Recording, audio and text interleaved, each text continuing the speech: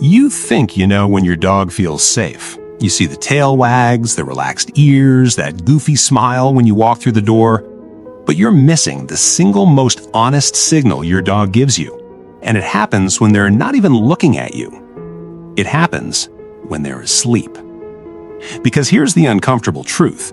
Dogs don't sleep like we do. Every position they curl into, every belly they expose, every twitch of those back paws is an unconscious confession, a window into whether their nervous system categorizes your home as a sanctuary or a battlefield. And if you're not reading these positions correctly, you're misreading your dog's mind entirely. Stay with me, because by the time this ends, you'll never look at a napping dog the same way again. You'll know when they're processing trauma versus when they've finally surrendered to trust. You'll spot the difference between a dog who's merely tired and one who's actually healing.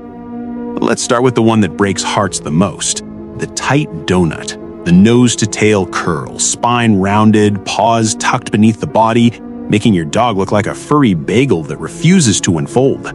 Most people look at this and think, oh, they're cold, or that's just cute.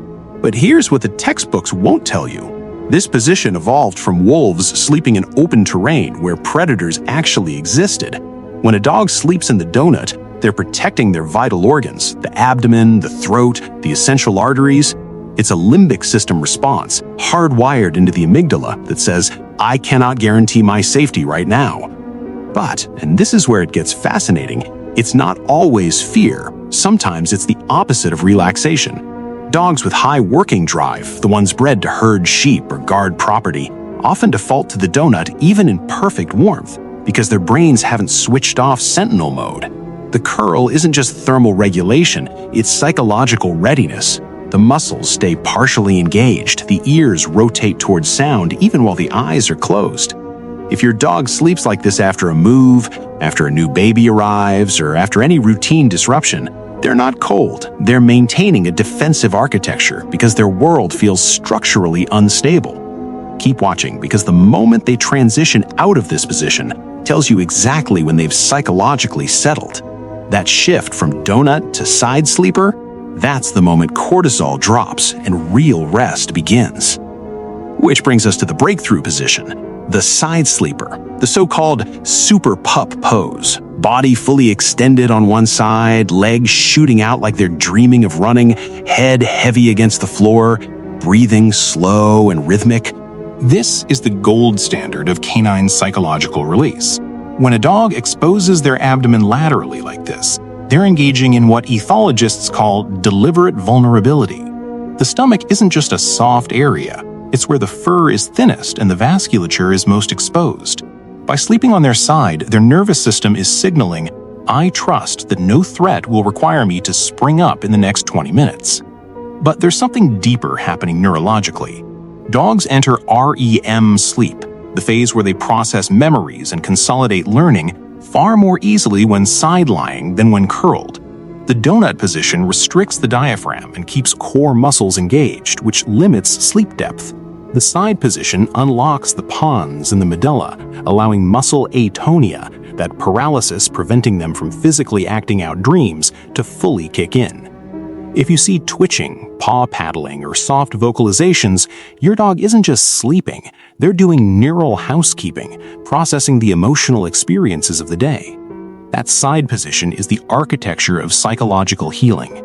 Without it, they're just resting, not recovering.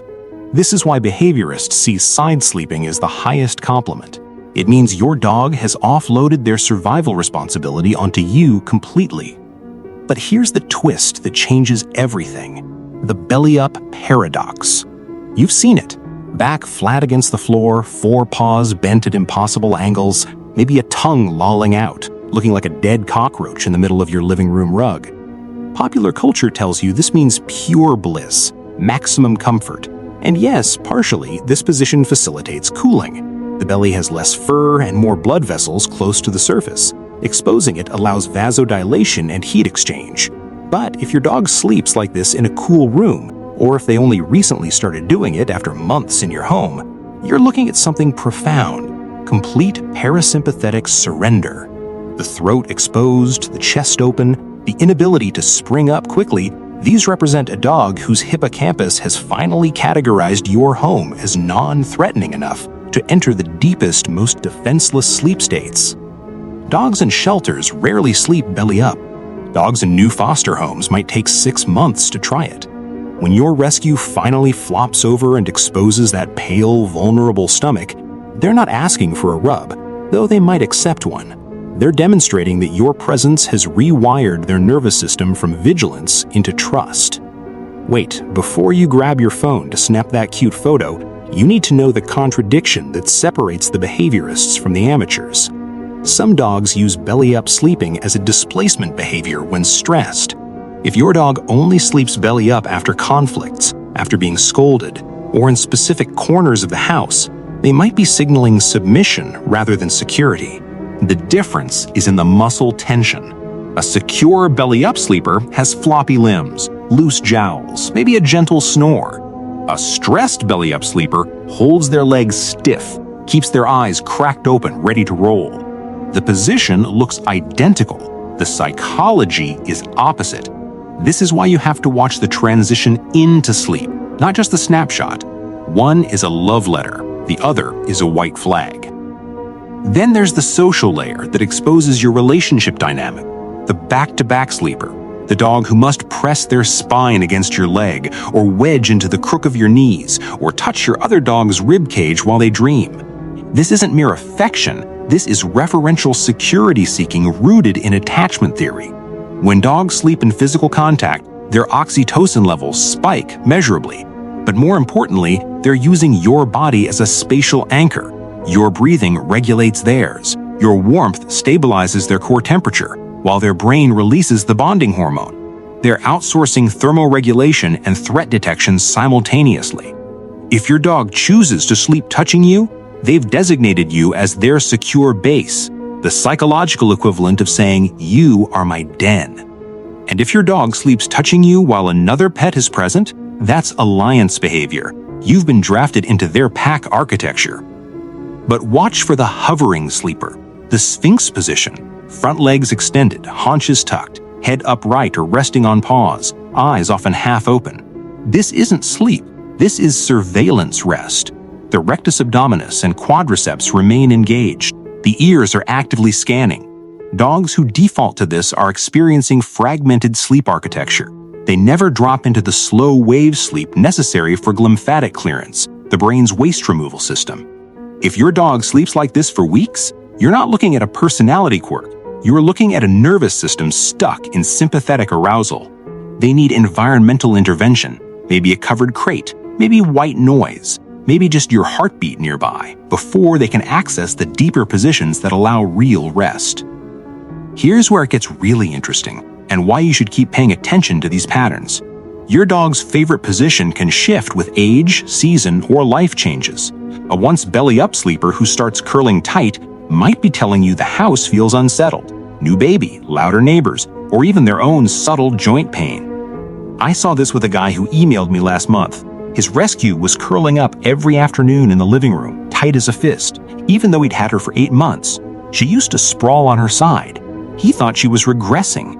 Then he realized he'd rearranged the furniture, turning the open room into a space that felt exposed. He added a covered bed in the corner, creating a den within the den. Within 3 days, she was belly up again, legs flopping, completely surrendered. That's the power here. You start noticing, you start responding, and your dog feels truly seen. So tonight, don't just step over your sleeping dog. Study the architecture of their rest. Ask yourself, are they processing the day or just surviving it? Are they thermally comfortable but psychologically guarded? Have they given you their throat because they trust you, or because they're submitting to avoid conflict? When you learn to read sleep, you stop being just an owner. You become a translator. You see the fear they can't voice, the trust they can't articulate, the ancient wolf still calculating survival in your modern apartment. Look at your dog tonight, watch how they fall, and ask yourself, are they resting or are they waiting? If this reframed how you see those quiet hours, I want to hear from you. Drop their favorite sleep position in the comments. Tell me what breed or age they are, and whether you've noticed it change with the seasons or your living situation. I read every single one, and it helps me know what to cover next. See you in the next one. Sweet dreams to both of you.